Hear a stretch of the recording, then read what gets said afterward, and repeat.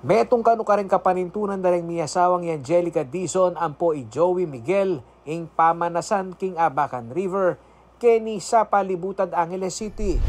Yung pamingwit po, yung stick, yung ganun po yung stick na dala nila. Hanggang anong oras yan? Minsan po, maabot po kami ng alas 12 dito, minsan alas 11, ganyan. Hindi lang ho kayo nangingisda? Po. Hindi lang ho siya ang nangingisda? May kasama po siya, yung kasama niya sa trabaho. Ano bang trabaho talaga ng mister mo? Sa farm po. Nagpa-farm talaga. Mga ilang kilo na kukuha ho ninyo? Hindi naman po karamihan. Konti lang po minsan. Konti lang minsan. Opo. Bistaman kayabeng daragos ning danum ing basura keni Abacan River. Eneman kanumi gagana kay Miguel kareng kayang asan na ararakap keti. Malinis naman po. Gaano mo nakatagal ginagawa yan? Almost bago lang po. Bago lang. Gaano karami nangingisda dyan? Marami-rami naman po dahil kahit pang ulam lang po nakukuha nila. Malaking bagay ba na may isda naman?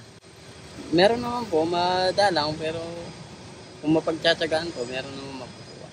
Agpangkang City Councilor Alfie Bonifacio ing pamuntok na ning Committee on Environment keng Angeles City Council. Metong ya kareng panigobranda ing pamaglinis kanu keng ilog ning Abacan. Wow, biya pa. Actually.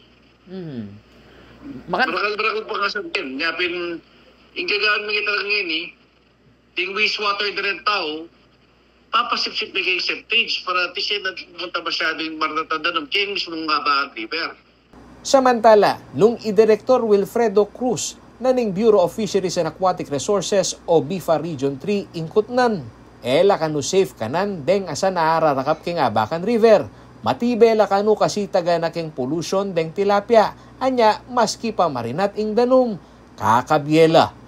Agpang pakang Cruz, alaya pang programa ing BIFAR king Angeles City, partikular na king Abacan River.